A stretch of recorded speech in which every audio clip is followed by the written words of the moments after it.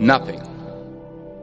Nelson Mandela said, "There is no passion to be found playing small and settling for a life that's less than the one you're capable of living."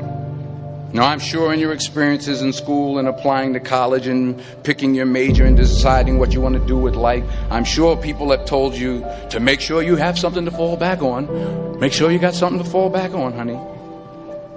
But I never understood that concept, having something to fall back on. If I'm going to fall, I don't want to fall back on anything. I want to fall forward. I figure at least this way I'll see what I'm going to hit. Without consistency, you'll never finish. So do what you feel passionate about.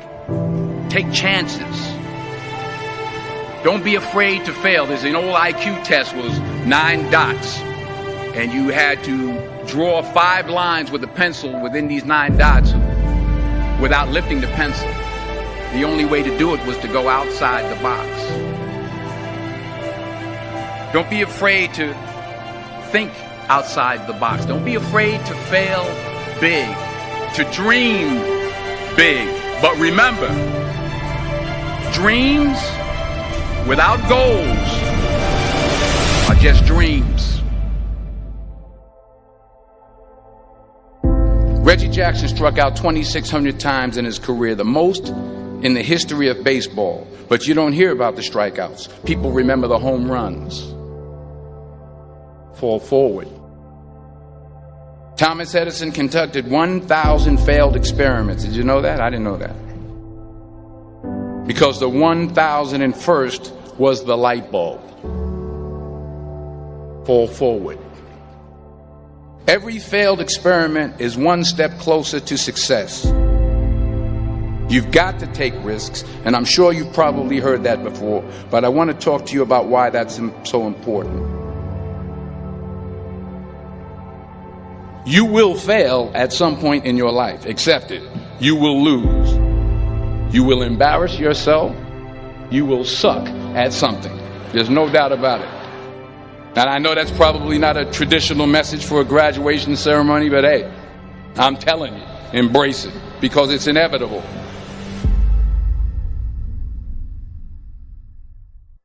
In the acting business, you fail all the time. Early on in my career, I auditioned for a part in a Broadway musical. Perfect role for me, I thought, except for the fact that I can't sing. I didn't get the job. But here's the thing. I didn't quit. I didn't fall back. I walked out of there to prepare for the next audition, and the next audition, and the next audition. I prayed. I prayed. And I prayed. But I continued to fail, and fail, and fail. But it didn't matter, because you know what? There's an old saying, you hang around the barbershop long enough, sooner or later you're going to get a haircut.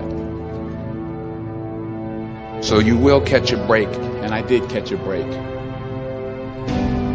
Last year, I did a play called Fences on Broadway. But here's the kicker. It was at the Court Theater.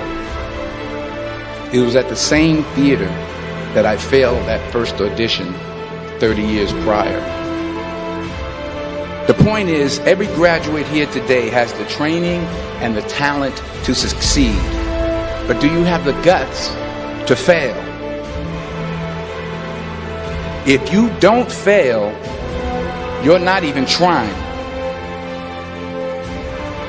I'll say it again. If you don't fail, you're not even trying. To get something you never had, you have to do something you never did. So imagine you're on your deathbed, and standing around your deathbed are the ghosts representing your unfulfilled potential. The ghost of the ideas you never acted on. The ghost of the talents you didn't use. And they're standing around your bed, angry, disappointed, and upset. They say we came to you because you could have brought us to life, they say. And now we have to go to the grave together. So I ask you today,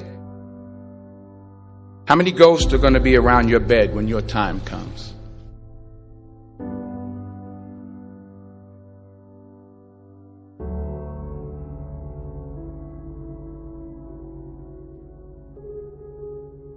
I just got back from South Africa. It's a beautiful country, but there are places there with terrible poverty that need help. And Africa is just the tip of the iceberg. The Middle East needs your help. Japan needs your help. Alabama needs your help. Tennessee needs your help. Louisiana needs your help. Philadelphia needs your help.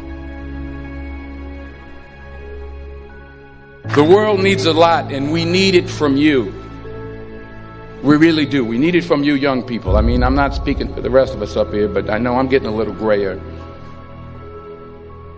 We need it from you, the young people, because remember this. You got to get out there. You got to give it everything you got, whether it's your time, your talent, your prayers, or your treasures. What are you going to do with what you have? I'm not talking about how much you have.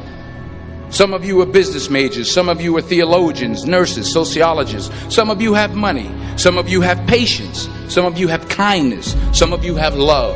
Some of you have the gift of long suffering. Whatever it is, whatever your gift is, what are you going to do with what you have?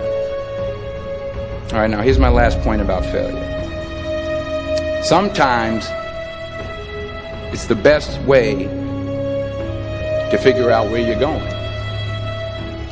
Your life will never be a straight path.